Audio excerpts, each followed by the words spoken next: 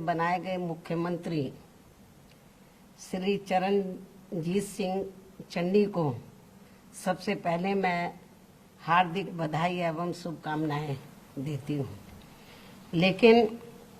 ये बेहतर होता कि यदि कांग्रेस पार्टी पहले ही इनको पूरे 5 वर्ष के लिए यहाँ का मुख्यमंत्री बना देती, किंतु अब कुछ ही समय के लिए इनको पंजाब का मुख्यमंत्री बनाना, तो इससे तो ये लगता है कि ये केवल इनका कोरा चुनावी हथकंडा है, इसके सिवाय कुछ भी नहीं है। साथ ही मीडिया के जरिए आज ही मुझे ये भी मालूम हुआ कि पंजाब में आगामी विधानसभा चुनाव इनके नेतृत्व में नहीं बल्कि गैर दलित के नेतृत्व में ही लड़ा जाएगा, जिससे भी ये साफ जाहिर हो जाता है कि कांग्रेस पार्टी का दलितों पर अभी तक भी पूरा भरोसा नहीं जमा है। किंतु इनके इस दोहरे चाल चरित्र व चेहरे आदि से वहां के खासकर दलित वर्ग के लोगों को जरूर सावधान रहना है। लेकिन इससे ये भी स्पष्ट है कि कांग्रेस पार्टी यहाँ अकाली दल व बीएसपी के बने गठबंधन से काफी ज्यादा घबराई हुई है, और मुझे ये पूरा भरोसा है कि पंजाब के दलित वर्ग के लोग भी इनके इस हथकंडे के बहकावे में कतई भी नहीं आने वाले हैं। वैसे तो सच्चाई ये है कि इनको व अन्य विरोधी पार्टियों को भी मुसीबत में ही या फिर मजबूरी में ही दलित वर्ग के लोग केवल इन्हें याद आते हैं, ये भी सर्वविदित है। जैसे आप लोग परम पूज्य बाबा साहब डॉक्टर अंबेडकर का ही उदाहरण लीजिए, तो यदि कांग्रेस पार्टी के पास जब अंग्रेज भारत को छोड़कर चले गए थे, हालांकि संविधान बनने की प्रक्रिया पहले ही शुरू हो गई थी, जब अंग्रेज रजाबंद हो गए थे कि हम भारत को आजाद कर देंगे, तो जब भारतीय संविधान को बनाने की बात आई, तो उस समय यदि कांग्रेस पार्टी के पास पंडित जवाहरलाल नेहरू के पास एंड कंपनी के लोगों के पास यदि इनके पास बाबा साहब डॉक्टर अंबेडकर से, बाबा साहब डॉक्टर भीमराव अंबेडकर से ज्यादा काबिल आदमी होता, तो ये किसी भी कीमत पर बाबा साहब डॉक्टर अंबेडकर को भारतीय संविधान को बनाने में उसमें शामिल उनको नहीं करते। और आज जो पूरे देश में दलितों को, आदिवासियों को, अन्य पिछड़े वर्गों के लोगों को जो कुछ भी उनको कानूनी अधिकार मिले हैं, तो शायद वो भी नहीं मिलते। और इतना ही नहीं, आज जो पूरे देश में तो धार्मिक अल्पसंख्यक समाज में से खासकर मुस्लिम समाज के लोग जो थोड़े घने सुरक्षित हैं, तो शायद ये भी नहीं होते, क्योंकि बाबा साहब डॉक्टर अंबेडकर ने इस देश का संविधान किसी जाति और धर्म के आधार पर नहीं बल्कि धर्म निरपेक्षता के आधार पर ही बनाया था।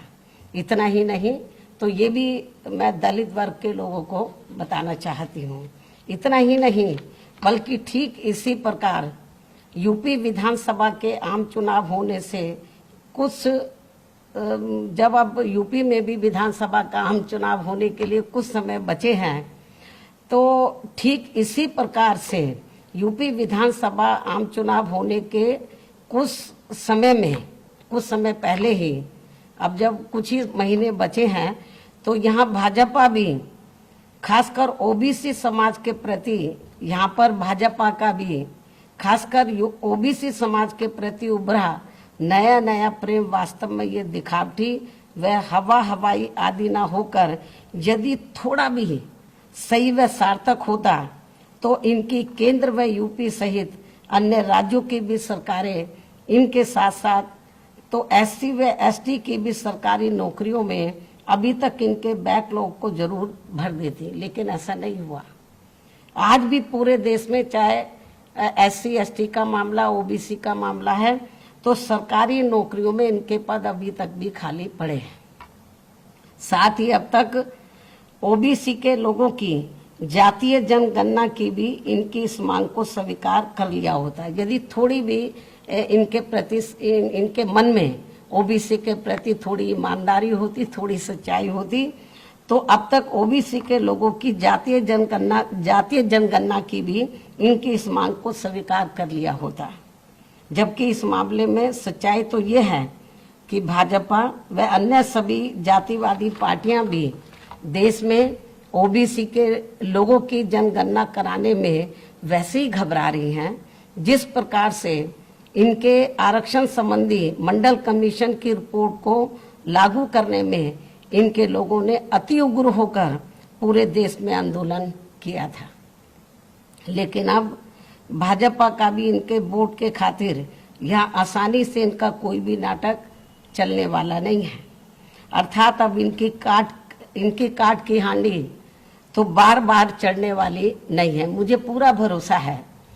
कि पूरे देश में दलित वर्ग के लोगों के साथ साथ जो अति पिछड़े वर्ग के लोग भी हैं, तो वो ना कांग्रेस के बहकावे में आने वाले, ना बीजेपी, ना अन्य किसी और पार्टी के, क्योंकि इनको ये बात अच्छी प्रकार से मालूम है कि इनको जो कुछ भी मिला है तो वो परम पूज्य बाबा साहब डॉक्टर भीमराव अंबेडकर के प्रयासों से ही मिला है। तो आज जो भी कुछ इनको थोड़ा घना ये जो जातिवादी पार्टियां हैं, चाहे कांग्रेस है, चाहे बीजेपी है, या अन्य जो भी जातिवादी पार्टियां हैं, आज जो कुछ भी थोड़ा घना इनको दे रही है, केवल वो अपने स्वार्थ में, अपने वोट के खातिर, ना कि इनके समाज के लोगों को अपने पैरों पर खड़ा करने के लिए दे रही है। तो इसलिए मुझे पूरा भरोसा है, चाहे यूपी में दलित व अति पिछड़े वर्ग के लोग हैं, चाहे पंजाब में या देश के अन्य किसी भी राज्य में, ये लोग अब जल्दी से इनके बहकावे में आने वाले नहीं हैं। तो ये भी मैं आज मीडिया के माध्यम से इन पार्टियों को बताना चाहती हूँ। तो इन्हीं कुछ जरूरी बातों के साथ ही अब मैं अपनी बात यहीं समाप्त करती हूँ। धन्यवाद।